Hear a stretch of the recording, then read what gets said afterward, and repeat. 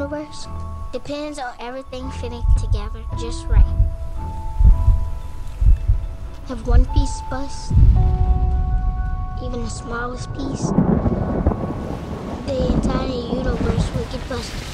When I first came to New Orleans, I was making this film called Glory at Sea, and it sort of became this kind of community art project with all these people, you know, a bunch of my friends who I knew from different places, and then a group of people we met down here kind of building this crazy boat together and making this crazy film surrounding it. And when I got out of that, I sort of was realizing that I wanted to stay. You know, I was supposed to go back home. You know, my parents were waiting for me back in New York for Thanksgiving, and I didn't show up, and then I didn't show up for Christmas. You know, it's like time went by, and I realized that I wanted to stay, and you know, I sort of was trying to figure out like what it was that was pulling me, you know, and also kind of make a film sort of celebrating a lot of the people that were in that cast and you know, that were holding out and refusing to get pushed off their land and trying to rebuild and wanting to kind of celebrate that tenacity and make a film about holdouts. That's sort of where it started.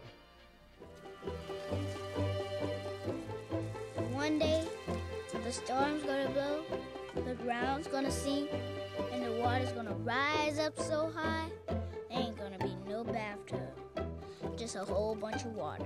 I mean, the bathtub isn't like a real place, you know. It's really kind of a collection of a bunch of different places, you know. It's got parts of it. I feel like it's part New Orleans, it's part South Louisiana Cajun culture, and it's part West Louisiana culture, and you know, it's all kind of being swirled together into something that is probably like a heightened reality as opposed to something that actually exists. But you know, the place that we shot it is all the way down in the marsh in Terrebonne Parish, basically at the end of the road.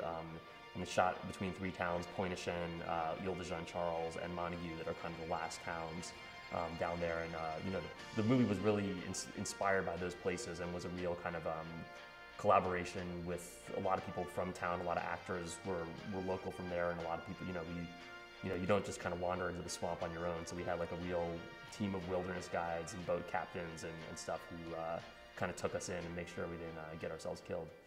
This here is an aurochs, a fierce creature.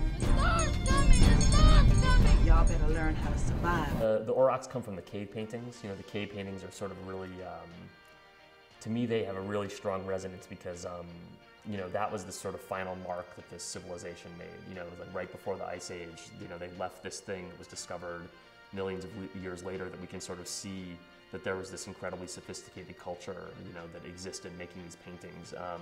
To me, there's a parallel between that and where Hush Puppy is, and she's in this culture that's on the precipice of extinction, basically.